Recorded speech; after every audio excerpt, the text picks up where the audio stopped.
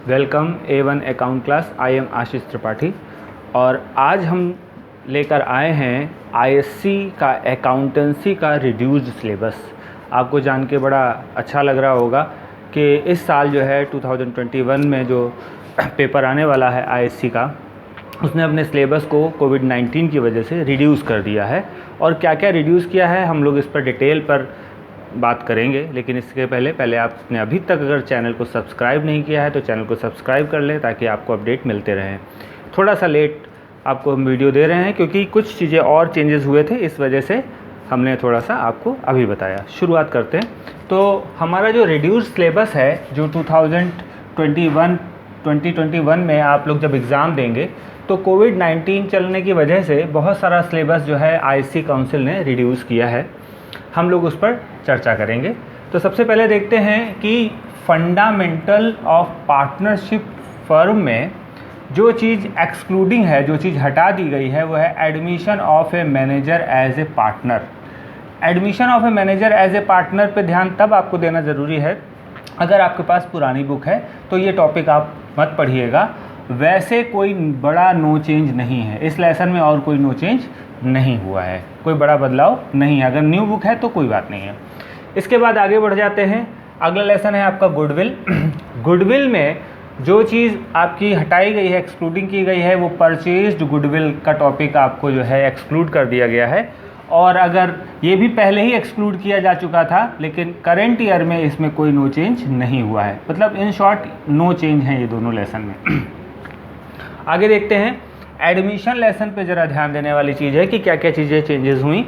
Admission lesson में memorandum revaluation account आपको नहीं बनाना होगा। मेमोरेंडम रिवैल्यूएशन अकाउंट कई बार आपकी बुक में बना हुआ मिलता है, ये टॉपिक आपको नहीं पढ़ना है।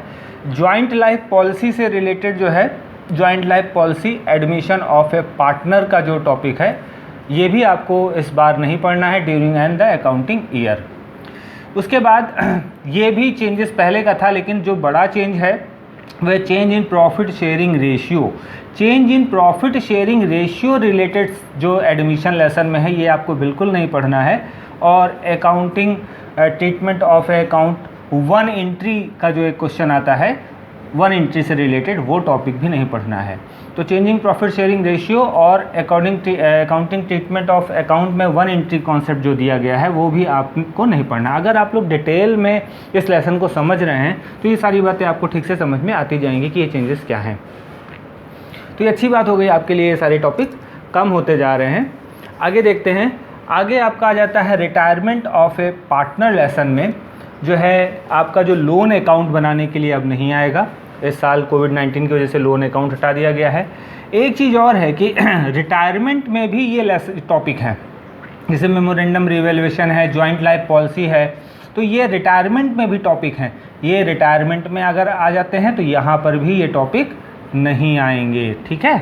फिर इसके बाद है retirement of A partner during the accounting year. कई बार क्या होता है कि ईयर के मिड में, अकाउंटिंग ईयर के बीच में ही कोई पार्टनर रिटायरमेंट ले लेता है तो ऐसा कोई टॉपिक आपसे अब नहीं पूछा जाएगा, क्योंकि अगर ईयर के मिड में कोई पार्टनर रिटायरमेंट लेता है तो हमें जो है फिर प्रॉफिट नए सिरे से कैलकुलेट करना होता है। तो ये ऐसा कोई टॉपिक आपसे नहीं पूछा जाएगा। और एक और जो बड़ा चेंज है, death of A partner. Death of A partner, पूरा का पूरा डेथ हटा दिया गया है। अब कोविड-19 की वजह से आपको डेथ ऑफ ए पार्टनर इस बार नहीं पूछा जाएगा। तो चलिए आगे देखते हैं। फिर है डिसोल्यूशन ऑफ ए पार्टनरशिप में, dissolution of A partnership firm में मेमोरेंडम बैलेंस शीट नहीं पूछी जाएगी। मेमोरेंडम बैलेंस शीट में कई बार क्वेश्चन में जो दिया होता था उस क्वेश्चन को पढ़कर हम एक बैलेंस शीट पहले बनाते हैं और फिर क्वेश्चन को सॉल्व करते हैं। तो ये टॉपिक अब आपसे नहीं पूछा जाएगा, मेमोरेंडम बैलेंस शीट से रिलेटेड नहीं आपसे पूछा जाएगा। बाकी सारी चीज़ें आपको डिसोल्यूशन में पढ़ाई करनी है। इशू ऑफ शेयर में आते हैं। इशू ऑफ शेयर में देखें तो कोई चेंज नहीं है। सबसे इम्पॉर्टेंट आपका ये लेसन है इशू ऑफ नो चेंजेस, इसमें कोई चेंज नहीं किया गया है। आपको ये पूरा लेसन पढ़ना है। इशू ऑफ डिबेंचर में अगर ध्यान दें तो इशू ऑफ डिबेंचर में वैसे तो कोई चेंज नहीं हुआ है, मतलब कि कोई टॉपिक रिड्यूस नहीं किया गया है, लेकिन दो टॉपिक इस साल बिगनिंग में ही इंट्रोड्यूस कराने की बात हो रही थी, जिसमें method of writing of A dissolution discount, writing of a discount और आपका इशू ऑफ डिबेंचर्स में जो है और discount of the issue of debentures जो है, ये दोनों टॉपिक आप पहले से ही बुक में थे, आप पढ़ते भी थे, लेकिन सिलेबस में स्पेशली इसको प्लेस दिया गया है, इस बार इसको इंट्रोड्यूस बताया गया है, ऐड किया गया है, तो थोड़ा सा ये पॉइंट इम्पॉर्टेंट हो जाता है, इसलिए इन टॉपिक्स पे थोड़ी सी आपको नज़र रखनी चाहिए। चलिए एक बात और देखते हैं कि जब हम इसमें आते हैं रिडेम्पशन ऑफ डिबेंचर में, ध्यान दीजिएगा, रिडेम्पशन ऑफ डिबेंचर का एक लेसन है जिसमें जो है एक टॉपिक हटा दिया गया, purchase of A open market. Debentures का रिडेम्पशन जो purchase of A open market वाला टॉपिक है वो आपका हटा दिया गया है कोविड-19 की वजह से, तो ये टॉपिक अब आपको रिडेम्पशन ऑफ डिबेंचर्स में नहीं पढ़ना है। फिर आगे देखते हैं final account of A companies में कोई चेंज नहीं किया गया है। Final account of A company आपको पूरा टॉपिक पढ़ना है। और फाइनेंशियल स्टेटमेंट एनालिसिस लेसन में अगर हम बढ़ते हैं तो any transaction of the parting to the capital reserve, इसमें भी आपका कोई नो चेंज, कोई बड़ा चेंज नहीं हुआ है। तो ये सारी चीज़ें हैं आपके सामने। कुछ चीज़ें हम आपको और भी बताना चाहते हैं। ये पॉइंट्स जो है सिलेबस रिड्यूस करने के बाद फिर से थोड़े समय बाद जो है आईएससी काउंसिल की मीटिंग हुई, हम लोगों से इन्फॉर्मेशंस ली गई कि क्या पढ़ाया, कितना पढ़ाया और कितना कोर्स है। तो अब जो मैं आपको बताने जा रहा हूँ, अभी इससे रिलेटेड काउंसिल ने कोई डिसीजन नहीं सेंड किया है, बट कुछ पॉसिबिलिटीज़ हैं जो मीटिंग में डिसाइड होने की संभावना थी, जिससे हम लोगों से इन्फॉर्मेशन ली गई थी। वो ये हैं कि हो सकता है 19 to 20% टॉप जो कोर्स है वो और रिड्यूस किया जा सकता है। अगर और कोई रिड्यूस, अभी ये आया नहीं है, ये हो सकता है क्योंकि जो है क्या क्या पढ़ाया गया वो स्कूलों से ले लिया गया है, टीचर से डिटेल्स ली गई हैं और उनसे सजेशंस लिए गए हैं। तो जो मीटिंग में ये चीज़ बताई गई है कि हर स्कूल अपना जो कोर्स है और सिलेबस है वो एक तरफ से पढ़ाए, मतलब कि आप बीच के लेसनों से ना स्टडी करें, शुरुआत से पढ़ें, क्योंकि अगर कोई डिसीजन लेता है काउंसिल तो वो लास्ट के लेसनों में डिसीजन लेगा, लास्ट के लेसन में वो कुछ टॉपिक रिड्यूस कर सकते हैं। दूसरी चीज़ है कि कोई कंप्लीट लेसन रिड्यूस नहीं किया जाएगा, इसलिए हर लेसन आपको पढ़ना ज़रूरी है और हर लेसन में कुछ टॉपिक हैं वही रिड्यूस किए जाएंगे, और वो भी अगर कोविड-19 में अभी कुछ भी कंफर्म नहीं है तो लास्ट में जाकर क्या होगा कि कुछ बाद के ही लेसन में कुछ चीज़ें रिड्यूस होंगी। तो इसलिए अपनी तैयारी इस तरह से ध्यान में रखते हुए करें।